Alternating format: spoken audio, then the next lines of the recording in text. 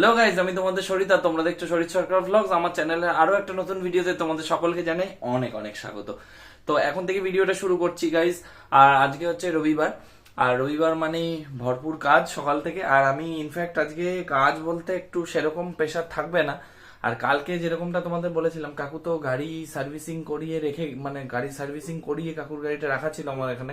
কালকে কাকু আর কাকিমা এসে গাড়িটা নিয়ে গেছে, কেননা কাকুর আজকে রবিবার, যেহেতু গাড়িটা আজকে খুব দরকার। কারণ কাকুর এদিক ওদিক যেতে হবে, সব জায়গায় অনেক কাজ আছে, যেহেতু বাড়ি ছিল না সেই জন্য অনেক কাজ পেন্ডিং রয়েছে। তো সেগুলো সব গাড়ি না হলে খুব প্রবলেম হয়ে যাবে। তো সেই জন্য কাকু কালকে গাড়িটা মানে ফাইনালি নিয়ে গেছে। তো কাকু খুব স্যাটিসফাইড গাড়িটা সার্ভিসিং করানো বা আদারওয়াইজ যা যা কাজ হয়েছে, তো ভীষণ স্যাটিসফাইড, চালিয়ে স্মুথ মানে অনেক। আর হন্ডার ইঞ্জিন তো জানোই কিরকম স্মুথ থাকে সবসময়, অলওয়েজ। তো ওভারঅল মানে ভালো ফিডব্যাক। তো কালকে কাকু আর কাকিমা এসেছিল, অনেক মজা করলাম, অনেক হুল্লোড় করলাম। তো কাকু আর কাকিমা চলে গেল, তারপরে মানে যা যা কাজ ছিল করে ডিনার ফিনার করে তারপরে মানে শুয়েছি। প্রায় অনেক রাত হয়ে গেছে, প্রায় 11:30 হয়ে গেছে। তো আজকে সকালবেলা উঠেছি, ইনফ্যাক্ট আজকে তাড়াতাড়ি উঠেছি অন্য দিনের তুলনায়। তো উঠে যা যা কাজ ছিল করে স্নান টান করে এই এলাম। আর মা এখন বানাচ্ছে, রুটি করছে মা, এখন ব্রেকফাস্ট এর জন্য রেডি করছে আর কি। আর এদিকে আমি স্নান টান করে একটা টি শার্ট ধোয়ার ছিল, টি শার্টটাকে ধুয়ে দিলাম। আর ওদিকে বাবা পুজো টুজো হয়ে গেছে, বাবা এখন নিচের ঘরে বসে কিছু একটা করছে কাজ। আর অ্যাকোয়ারিয়ামটা সকাল সকাল দেখলাম যে হয়ে গেছে, মানে পাম্পটা, যে পাম্পের মধ্যে ময়লা আটকে গেছে, সেখান থেকে অক্সিজেন বেরোচ্ছে না। তো আবার ওটাকে ক্লিন করতে হলো। তো এই হলো ব্যাপার। আজকে আবার যেতে হবে বিকেলে শঙ্করদের বাড়ি, তার কারণ হচ্ছে কি, কাকু তোমরা সবাই জানো কাকু তো আমাদের মধ্যে আর নেই। আমরা সবাই মানে ওনার আত্মার শান্তি কামনা করি, উনি যেখানেই থাকুন ভালো থাকুন, সুস্থ থাকুন। তো আজকে বিকেলবেলা আমি সন্ধ্যের দিকে ইনভাইট করলাম, ছোটখাটো একটা অনুষ্ঠান আছে বাড়িতে।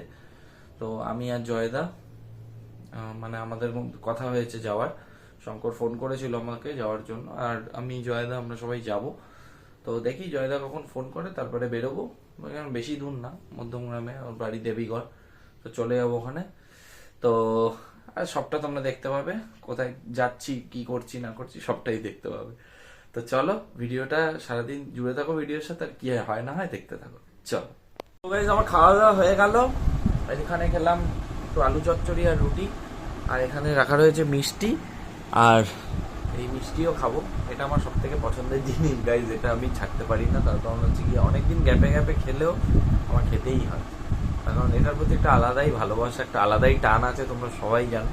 আর মিষ্টি খেতে আমরা কে না পছন্দ করি, মানে সেই মিষ্টি যদি মনের মতো হয় অসাধারণ লাগে। আমার অনেকে পছন্দ করে না, কিন্তু আমি নিজের শরীরকে মেনটেন করি, প্লাস আমি সব কিছুই খাই।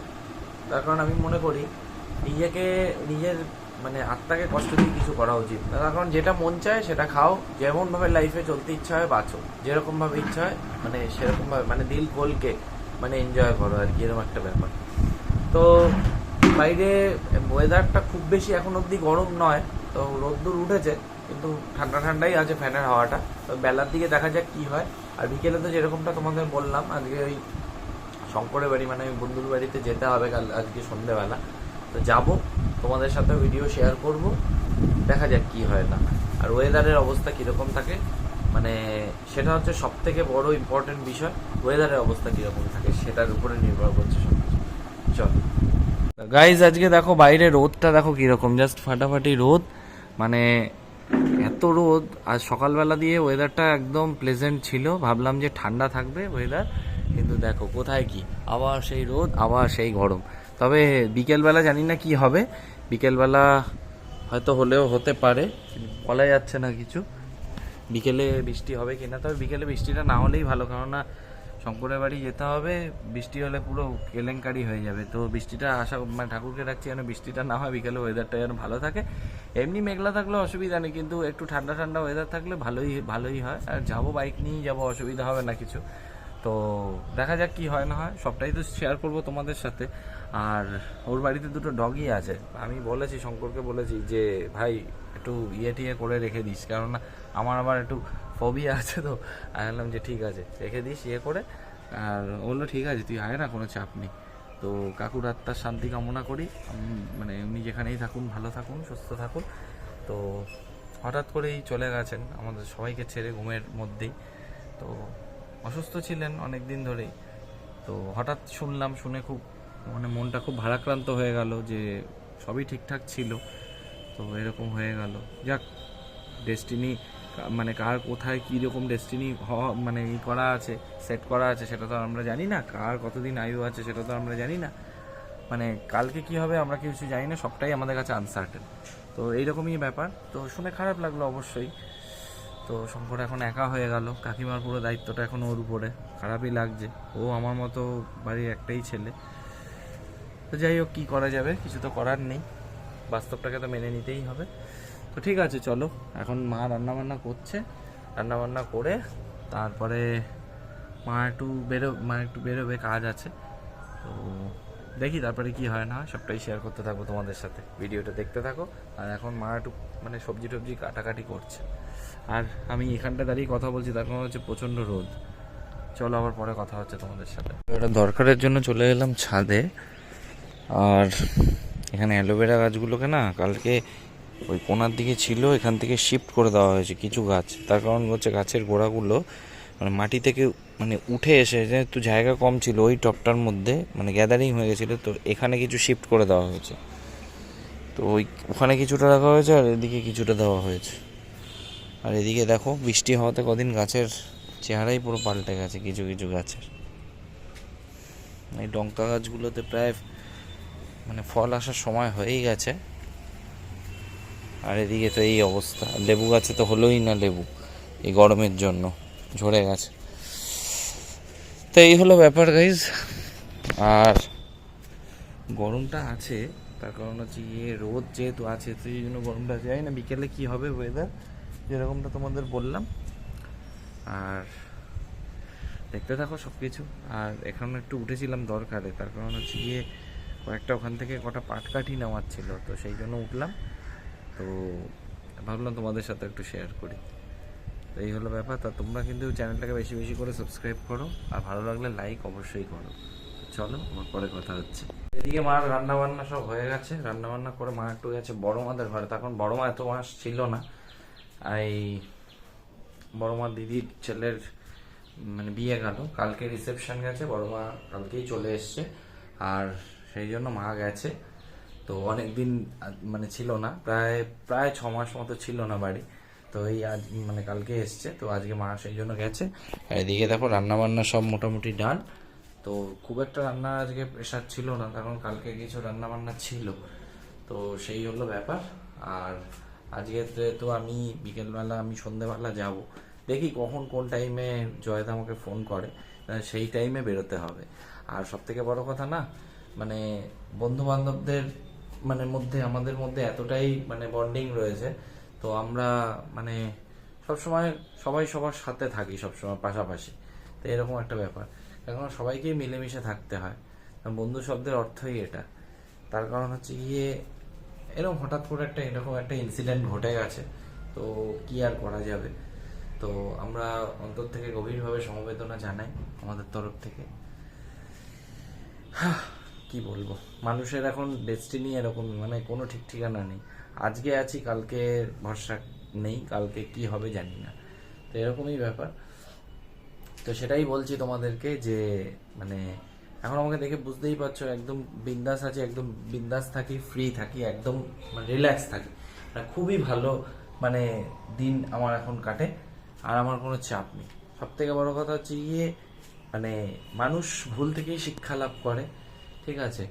মানুষ কিছু জিনিসের উপর মানুষ ডিপেন্ড করে গেলে তখন মানুষকে কষ্টটা বেশি পেতে হয়।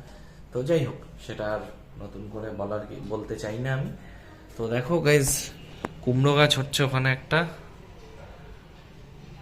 বাবা ওখানে একটা কুমড়ো গাছ লাগিয়েছে, আবার এখানে মাচা করে দিয়েছে, দেখো উপরে উঠছে আস্তে আস্তে। দেখা যাক গাছটা যদি হয়। একবার না এই চালটার উপরে হয়েছিল অনেক বছর আগে, প্রায় 17 সালে। তখন বড় বড় কুমড়ো হয়েছিল। তো এবার দেখা যাক কি হয়। আমি বললাম যে উপর থেকে এরকম ভাবে মাচা করা হবে, বললো দেখা যাক কি হয়। আর এই হলো ব্যাপার। তো চলো আবার পরে কথা বলছি তোমাদের সাথে। জয়দা জাস্ট ফোন করেছিল কিছুক্ষণ আগে, জয়দার সাথে কথা হলো যাবো কোন টাইমে যাব। তো জয়দা বললো 6টার সময় চলে আসতে দেবীঘরের মুখে, ওখান থেকে যাবো, কেননা একটু ভিতরের দিকে, মানে ওখান থেকে তো আমি কোনোদিনও যাইনি শঙ্করের বাড়ি, তো ভিতরেই হবে। তো জয়দা চেনে, জয়দা আমাকে নিয়ে যাবে, তো আমি বাইক নিয়েই যাবো। তো ওখানে গিয়ে দাঁড়াবো, তো জয়দা আসবে। জয়দার বাড়ি থেকে শঙ্করের বাড়ি কোনো দেবীঘর অব্দি আসতে 3-4 মিনিট লাগবে, তো আমাকে তার আগেই পৌঁছে যেতে হবে। তো এসে দাঁড়াবে, তারপর ওখান থেকে জয়দাকে পিক করে নেবো, দেন বেরিয়ে যাবো। তো তোমরা দেখতেই পাবে কি হয় না হয়।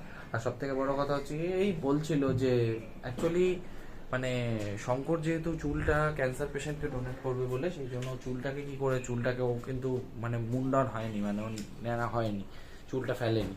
তো সেটাই বলছিল। আলাম আসল হচ্ছে কি মন্ত্রপাঠ করা, মানে বাবা আত্মার শান্তি কামনা করা, ওটাই হচ্ছে আসল মন্ত্রোচ্চারণটা আসল।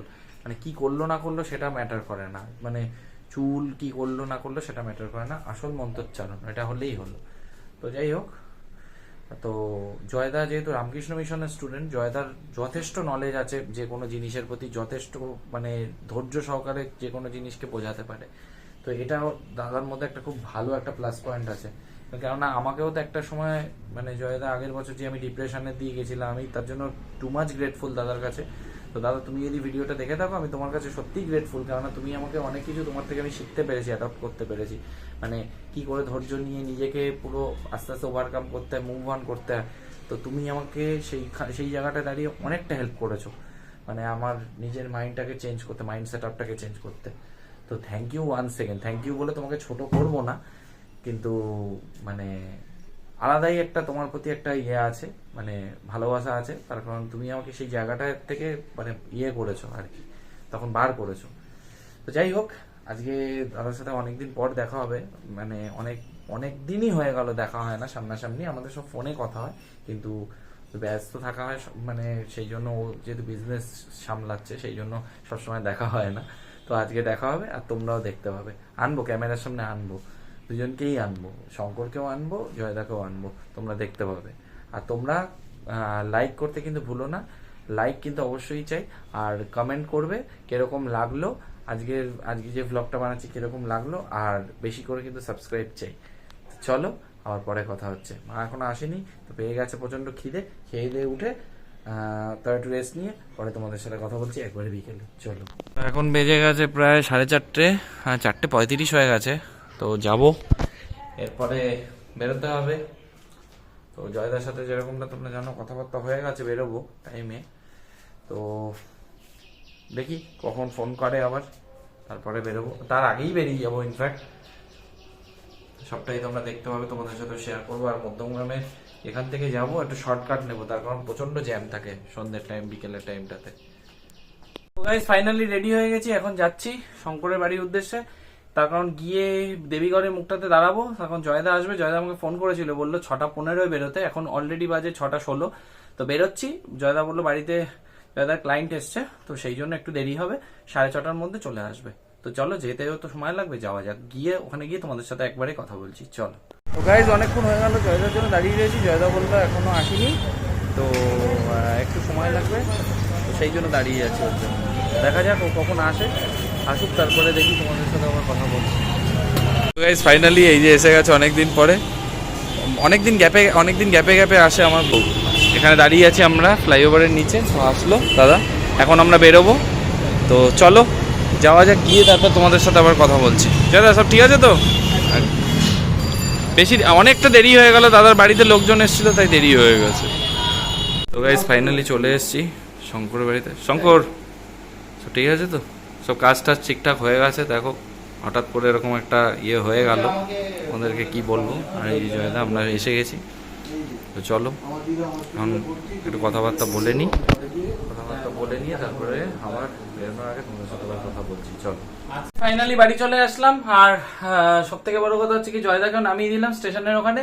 আর শঙ্করের বাড়িতে একটু মিষ্টি মুখের আয়োজন ছিল, তো আমি বললাম যে দেখ খাওয়া দাওয়া তো এটা তো আর আনন্দের খাওয়া দাওয়া নয়, তো বললো যে হ্যাঁ ভাই, কিন্তু কয়েকটা ব্রাহ্মণকে খাইয়ে দিয়েছে, আর ওটাই বেটার হয়েছে। মানুষকে খাওয়ালে, দেখো গাইজ, মানুষকে খাওয়ালে শ্রাদ্ধ বাড়িতে অনেকেই এখনকার দিনে ম্যাক্সিমামই কেউ খেতে চায় না, তার কারণ হচ্ছে অনেক রকম প্রবলেম হয়, শরীর টরীর খারাপ হয়। তাই বললাম ব্রাহ্মণকে খাইয়ে দিচ্ছি, সেটাই সব থেকে বড় ব্যাপার। তো যাই হোক, এই আমরা এই আসলাম, মানে আসলাম বলতে জয়দাকে নামিয়ে দিলাম, তারপরে আমি চলে আসলাম, এসে এই জাস্ট এখন একটু রিল্যাক্স করছি, বসেছি জাস্ট। আর সব থেকে বড় কথা হচ্ছে গিয়ে প্রচন্ড গরম লেগে গেছে, এসজেরাটা নিয়ে গেছিলাম আর স্টেশনের ওখান থেকে এসেছি, এতটা জ্যাম, প্রচন্ড গরম লেগে গেছে। তো এখন একটু রেস্ট নিয়ে নিই, আর কি হলো না হলো তোমাদের সাথে শেয়ার করলাম কম বেশি, কারণ কথা বলছিলাম তো, অনেকদিন পর দেখা হয়েছে, তো আড্ডা ফাড্ডা জমে উঠেছিল।